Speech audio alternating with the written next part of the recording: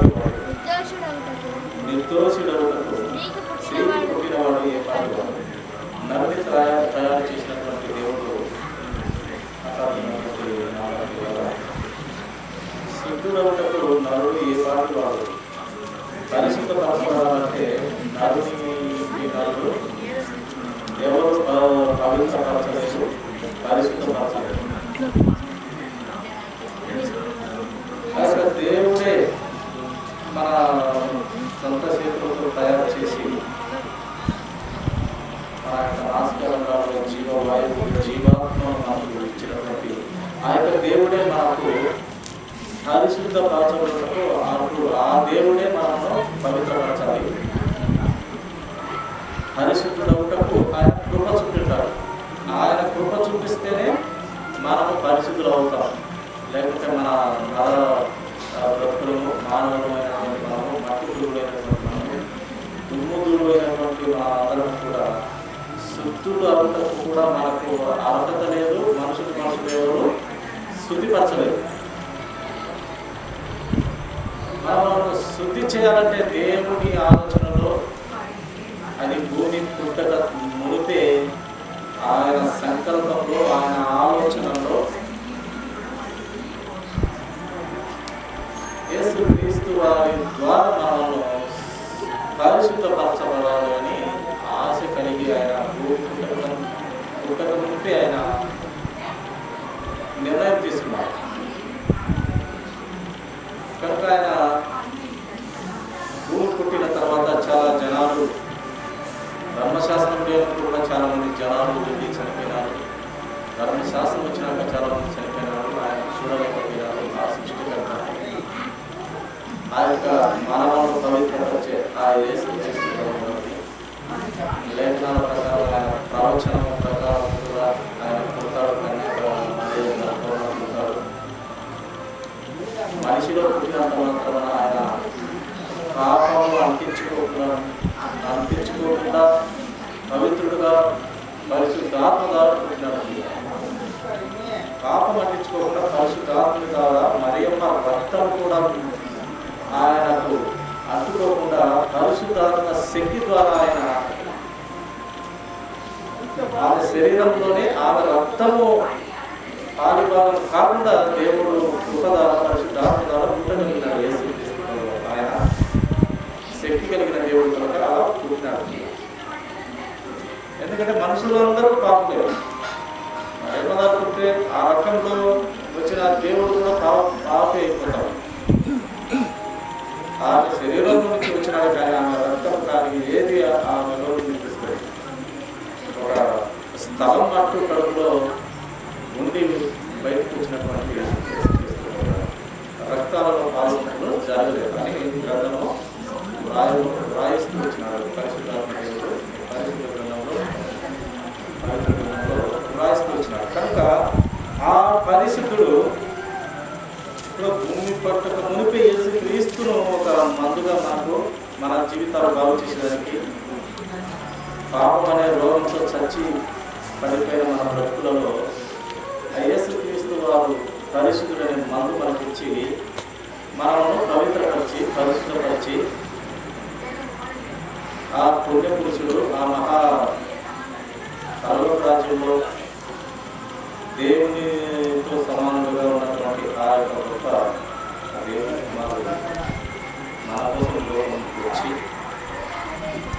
ఆయన మనలాంటి శరీరంలో పుట్టి ఎంతో ఆయన బ్రతుకు ఆయన నడవడిలో కానీ ప్రవర్తనలో కానీ ఏ పొరపాటు తప్పులు లేకుండా ఆయన వ్యక్తి చూపించి మాదిరికరమైన జీవితాన్ని పెట్టి మరి కలవరి సిలువలో ఆ రక్తం ద్వారా ఆ యొక్క కలవరి సిలువలో ఆయన దేహంలో చివరి రక్తం పుట్టి కాలేంత వరకు ఆయన శిక్షింపబడ్డాడు. మనకు పడాల్సిన శిక్షలు, మనం అనుభవించాల్సిన శిక్షలు, ఎందుకంటే మన పాపం కదా, మనం ఆ యొక్క ఆదాము నుండి పాపపు స్వభావంతో పుట్టినటువంటి మనం, ఆదాము నుండి మనం అందరం కూడా ఎవరు పరిశుద్ధులు లేరు, ఎవరు నీతిమంతులు లేరు, ఒక్కరు లేరు, ఏ భేదం లేదు, అందరూ పాపం చేసి దేవుడు అనుగ్రహించుకున్నారు. కృపను పొందలేకపోతున్నాం. ఇప్పటికీ దేవుడు అదే మాట చెప్తున్నాడు. ఏ భేదం లేదు, ప్రతి ఒక్కరిలో పాపం చేసి దేవుడు అనుగ్రహించుకున్నటువంటి కృపను పొందలేకపోతున్నారు. ఆ కృపే నీ నోటితో కనుక క్రీస్తు ప్రభువు అని నొప్పుకున్నట్లయితే ఆ కృప, ఆ వరం నీకు అందుతుంది. నీవు చేర్చబడతావు, పరిశుద్ధులలో నీవు ఉంచబడతావు. కనుక ఈ యొక్క పరిశుద్ధమైన దేవుడే మనకు దిక్కు. మనిషికి మంచివి ఎవరు పరిశుద్ధపరచలేదు. కనుక దేవుడు ఈ యొక్క స్త్రీకి పుట్టిన వాడు ఏర్పాటు వాడు, వాడు నిర్దోషులు ఒకటకు మనకి ఏం అర్హత ఉంది అని దేవుడు. కనుక ఆయన దయచేసి చూపించి కనికరం చూపించి పరిశుద్ధాత్మ ద్వారా కన్య మరియు గర్భంలో ఆయన యేసుక్రీస్తు పుట్టి మన పాపానికి మందు, మనం ఆరోగ్యంగా ఉండటకు, పరిశుద్ధులు ఉండటకు, పవిత్రంగా ఉండటకు ఆ యొక్క దేవుడు మనకు యేసుక్రీస్తు ద్వారా మనకు బ్రతుకులు ఇచ్చినాడు. ఆయనలోనే ఏర్పరచుకొని ఆయనలో మనకు పరిశుద్ధంగా బ్రతుకులిచ్చి కళ్ళలో రాజ్యం చేసుకుంటూ తండ్రి అయిన దేవుడు ఎంతో ఆలోచన కలిగి చేసినాడు. ఆయన గొప్ప మహా ప్రేమను బట్టి మనం పరిశుద్ధులుగా అవుతున్నాము, పరలోక రాజ్యంలో చేర్చబడతాము.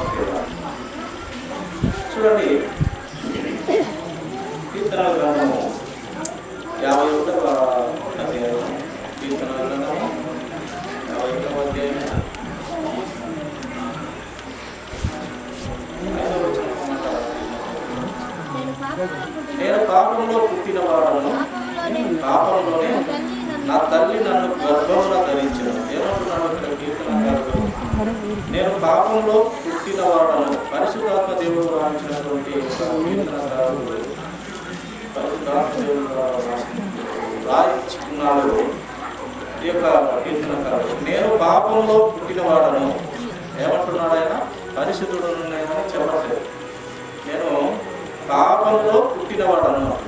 పుట్టుకలోనే మనకు పాపము ఎవరు దాల్చింది? ఆ యొక్క పాపము ఆదాము నుండే మనకు వచ్చినాడు. నేను కొత్త వైపు నుంచి చెప్తాను. మొదటి మానవుడైనటువంటి దేవుడు ఎంతో ప్రేమ పెట్టి, మనసు పెట్టి, శ్రద్ధ పెట్టి, ఆయన రూపంలో, ఆయన కోరికలో ఎంతో ప్రేమగా తయారు చేసిన ఆదాము నుండి మనకు పాప స్వభావం ప్రతి ఒక్కరికి ఆయన నుండి వచ్చింది. మనం ఎవరు గొప్ప మొదటి మానవుడైనటువంటి ఆదాము నుండి మనకు పాప స్వభావం మనకు తెచ్చింది. అవును, చిన్నపిల్లలు ఎందుకు పాపం వస్తుంది? చిన్నపిల్లలు కదా, చిన్నపిల్లలు కదా అంటే ఆ పాప స్వభావము మనకు వచ్చేసింది. ఎప్పుడైతే ఈ యొక్క మొదటి మానవుడు ఆదాము గారు దేవుడు అనుగ్రహించినటువంటి ఆ యొక్క మాట చెప్పినాడు, ఆ మాట వినకపోవడం వల్ల మనకు ఆయనకు పాపం వచ్చింది. ఆ యొక్క మొదటి దంపతులు ఇద్దరు కూడా దేవుడు చెప్పినాడు, ఒక ఆజ్ఞ ఇచ్చినాడు, ఒక మాట ఇచ్చినాడు. ఆ మాట తప్పడం ద్వారా, ఆజ్ఞ అతిక్రమించడం ద్వారా ఆ నుంచి పాపం స్టార్ట్ అయింది. అంతకుముందు అయితే మనకు మరణం కూడా లేదు. ఎప్పుడైతే ఆ దేవుని మాటను, ఆజ్ఞను ధిక్కరించినామో, అతిక్రమించినామో చూపించినప్పుడు పాపము. దేవుని మాట వినకపోవడమే పాపం, ఆజ్ఞ అతిక్రమించడమే పాపం. అప్పటి నుంచి వచ్చింది. అప్పుడు దేవుడు శిక్షించినాడు. దాని నుంచి మనం పాపం చూడాలి. చిన్నపిల్లలకు ఏ పాపం ఉండదు, కానీ ఎప్పుడు వారికి పాపం ఉంటుంది? వారికి ఆలోచన విధానం ఇది మంచి, ఇది చెడు అని తెలుసుకున్న నాటి నుండి అతను ఆమె ఆ యొక్క పిల్లలు, చిన్నపిల్లలు 10 సంవత్సరాల పైన ఉండొచ్చు. ఆ వయసు నుంచే పాపం అయిపోతారు. పాపంలో ఆలోచన కలిగి ఉంటాం. అంటే దేవుడు నరుని హృదయ ఆలోచనలు మన బాల్యం నుండి చెడ్డదట్టు ప్రవేశించారు. చూడండి, ఆదికాండము 8వ అధ్యాయం వరకు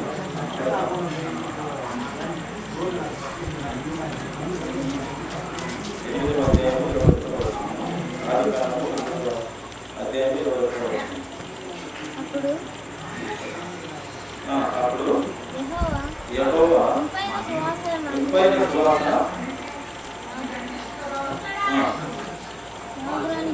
ఆగ్రహించి ఇక మీద నరులను బట్టి భూమిని మరలా శపించాను.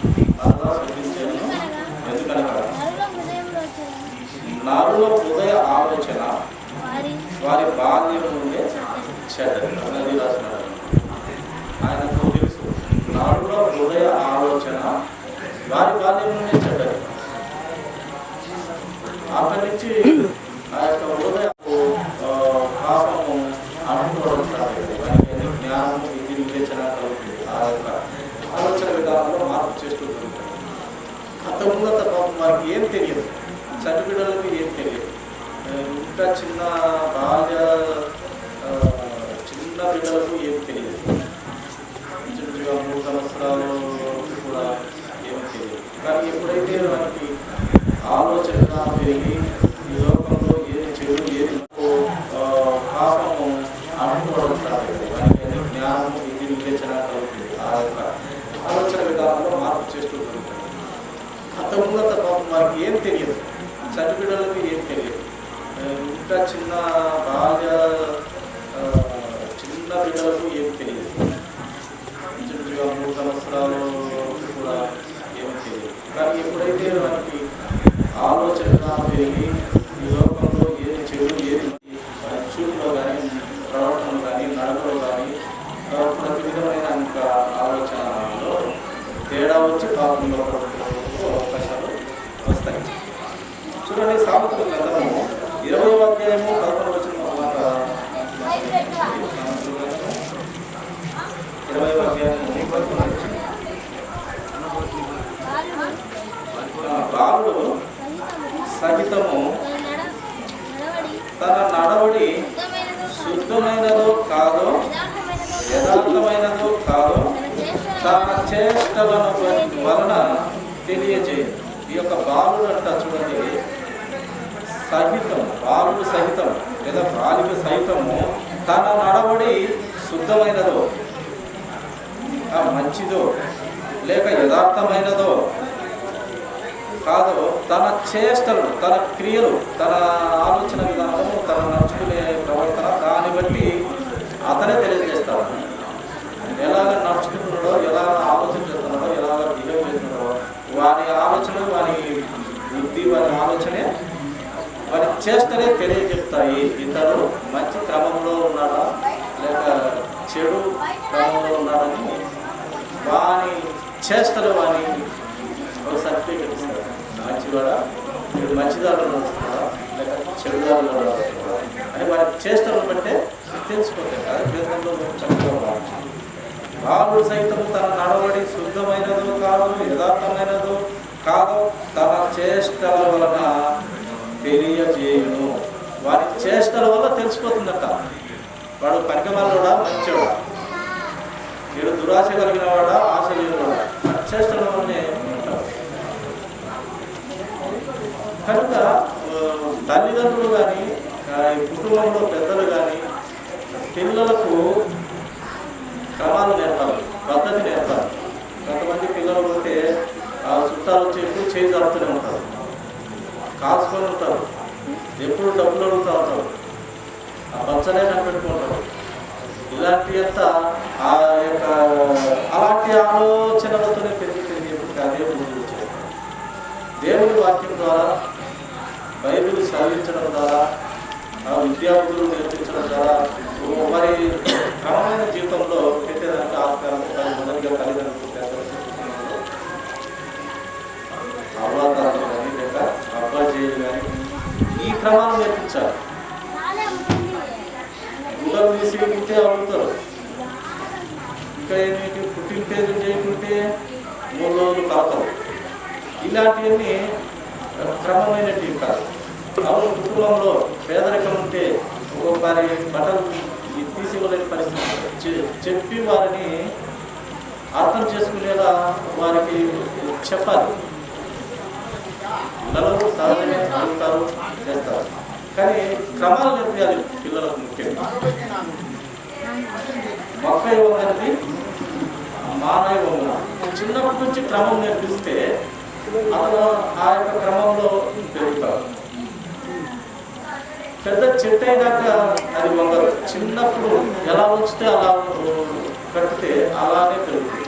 సొక్కరుగా ఉన్న చెట్టు, చిన్న చెట్టు కట్టె పెట్టి చక్కగా కట్టే ఆ ఏపుగా చక్కగా పెరుగుతుంది. అట్నే వదిలేస్తే పెద్దదైనాక మళ్ళీ వంగే ఛాన్స్ లేదు. అందుకే పిల్లలను క్రమమైన పద్ధతులతో ఆ ప్రార్థన జీవితంతో దేవుని మాటలతో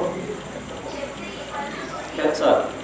అప్పుడు వారు పెద్దయిన తర్వాత వారి పిల్లలకు ఆ క్రమమైన పద్ధతులు వారు చూపించగలుగుతారు. ఇతరే క్రమం లేకుంటే వారి పిల్లలకి క్రమం నేర్పిస్తారు కనుక అది పిల్లలు.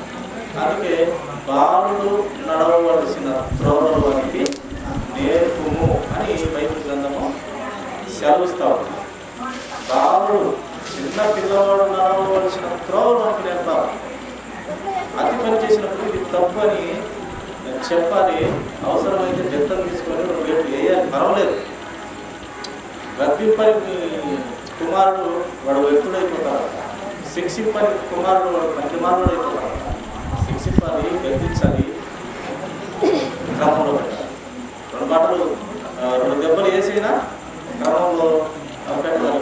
మొదటిగా తల్లిదండ్రులు, తర్వాత గురువులు, తర్వాత దేవుని ఆలోచన.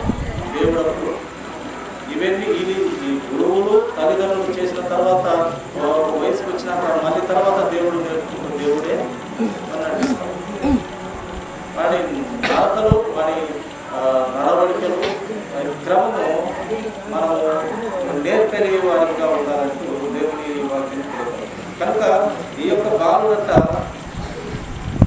శుద్ధంగా నడుస్తున్నాడో, యథార్థంగా నడుస్తున్నాడో, లేదా పనికి వాళ్ళకి నడుస్తున్నాడో, ఎందుకు పనికి రాకుండా నడుస్తున్నాడో వారి చేస్తాడు. వాడు చేసే పనులు క్రియల వల్లనే తెలిసిపోతుంది. వాడే తెలియజేస్తాడు, చూపిస్తాడు తల్లిదండ్రులు కానీ గురువులు కానీ. బయటికి పోతే అతి చేసినప్పుడు ఏం చేస్తారు పిల్లలను? చేతుల మీద బాగా పెద్ద తీసుకుని పడతారు. అయితే గోడకు చేతులు ఏం చేస్తారు? గోడకు కుర్చీ లేకుండా కూర్చున్నట్టు ఉంటారు. ఇవన్నీ ఎందుకు చేస్తారంటే వాడు ఏదో ఒక తప్పు పని చేసి ఉంటాడు, నేర్చుకోక అప్పచెప్పడం ఉంటాడు, లేదా ఇంకొక పిల్లవాళ్ళతో అల్లరి చేసి ఉంటాడు, మొదటిగా ఇది అల్లరి చేసి తప్పు చేసి ఉంటాడు. వాడు ఆ యొక్క విద్యాభ్యాసం చేసే గురువులు ఎవరికి తప్పు అని చెప్పి ఆ తప్పుని చిన్న శిక్షలు వేస్తారు. చిన్న శిక్షలు వేస్తారు. ఎందుకు అవి వేస్తారంటే వీడు పెద్ద అయినా కూడా ఇది ముందు క్రమశిక్షణ, చదువుల కన్నా క్రమశిక్షణ చాలా ముఖ్యం అనేసి చదువు రాకపోయినప్పటికీ క్రమశిక్షణ గురువులు నేర్పిస్తూ ఉంటారు. చూడండి మరొక మాట మనం చూస్తున్నాం.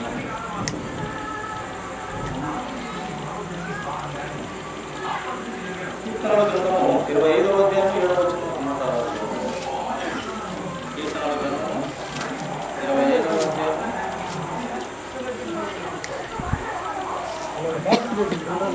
7వ వచనం.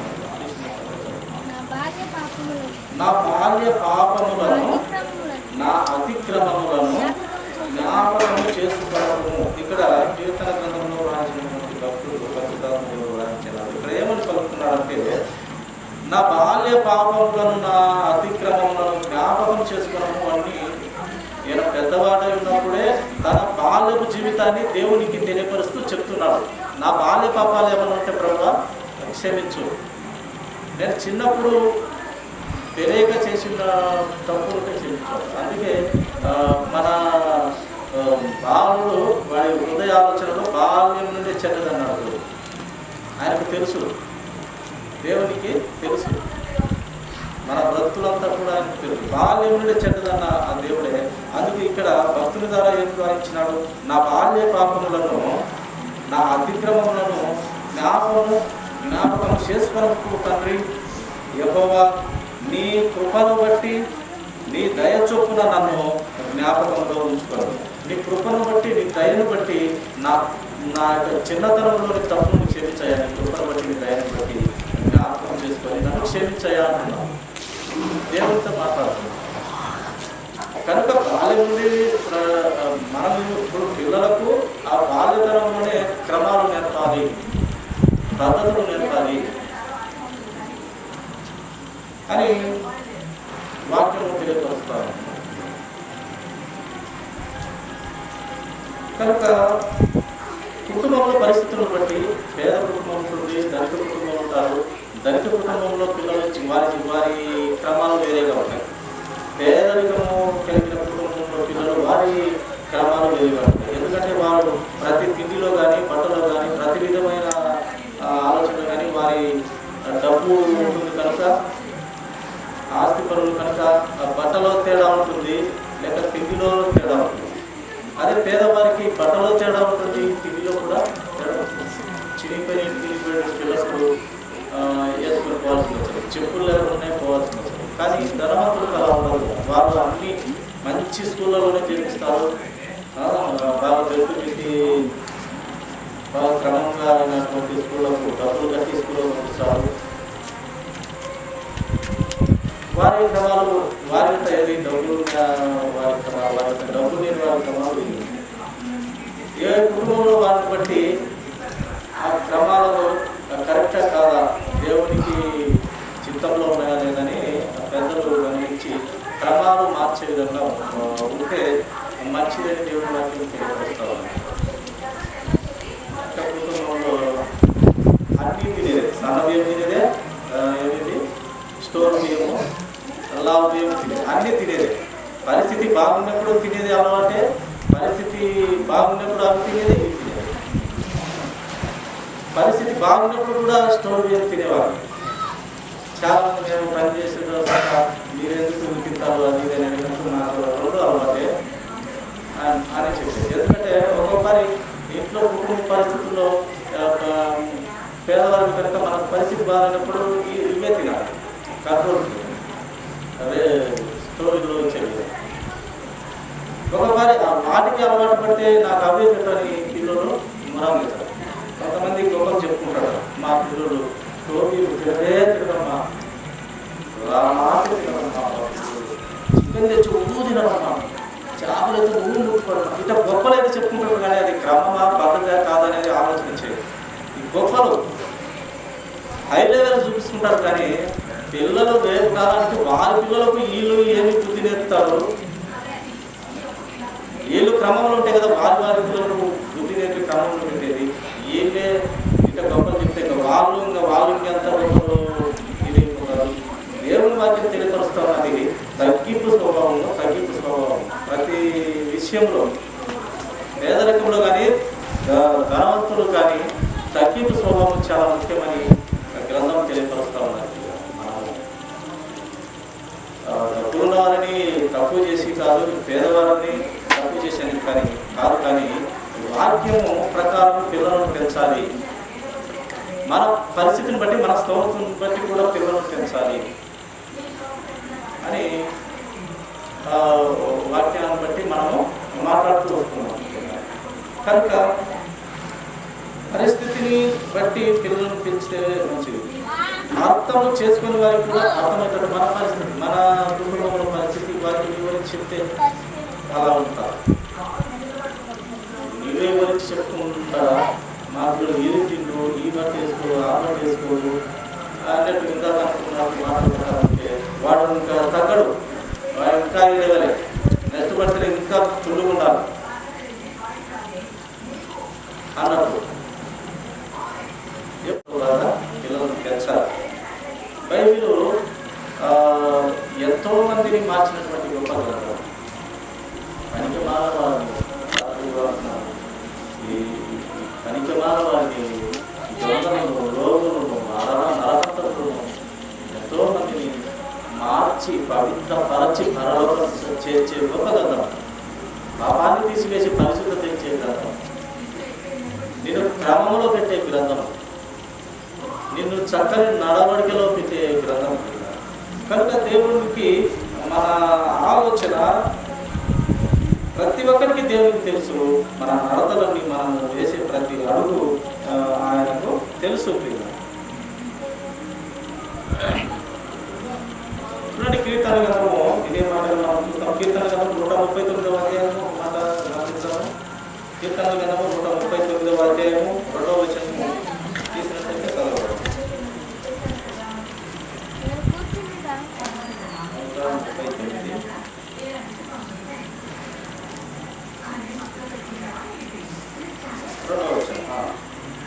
నేను కూర్చుండుట, నేను లేచుట నీకు తెలియను, నాకు తలంపు పుట్టక మునిపే నీవు నా మనసు గ్రహించుచున్నావు. చూడండి ఇక్కడ భక్తుడు ఎంత చక్కగా రాసినాడు.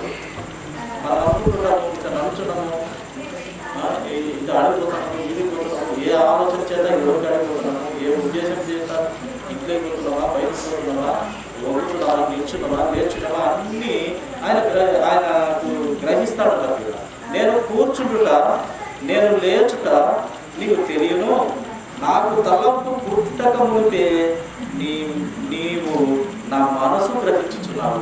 తలంపు పుట్టలదంట ఇంకా హృదయంలో ఆయన ఆ మనసు ఎదిగినటువంటి ఒకటి. దేవుడు సమస్తము ఆయనకు కన్నులెప్పిన, సమస్తము కెమెరాలు ఆయన భూలోకం మీద ప్రతి ఆయనలో ఏర్పరచుకున్నాడు కనుక, ఆయన పుట్టిస్తున్నాడు కనుక ఆయనకు అందరి జీవితాలు తెలుసు, అందరి హృదయాలు తెలుసు. అందరి హృదయాలలో నీవు ఆలోచన చేయకముందే ఆ ఆలోచన చెప్పగలిగిన సమర్థుడైన దేవుడు ఎవరైనా ఉన్నాడు దేవుడుగా అంత శక్తి కలిగిన దేవుడు. చివరిగా ఒకే మాట నేర్చుకున్నాం.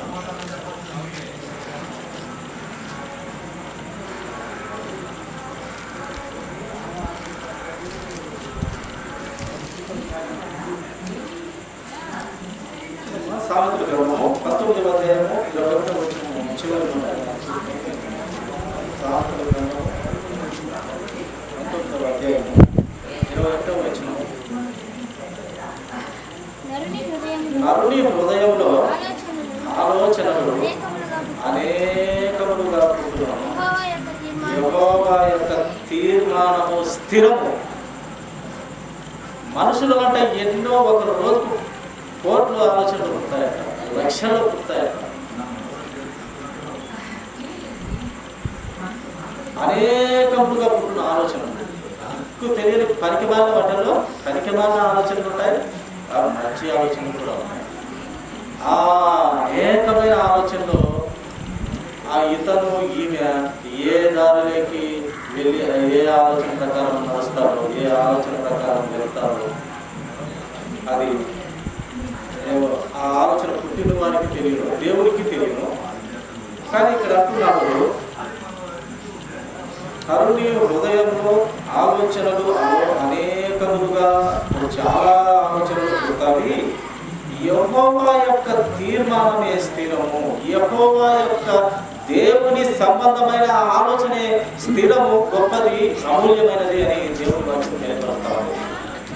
దేవుని ఆలోచన చాలా గొప్పది, అదే స్థిరము అని దేవుని మాట, దేవుని ఆలోచన, ఆయన గొప్ప ప్రణాళికలోని భావము ఇక్కడ తెలియపరుస్తూ ఉన్నారు.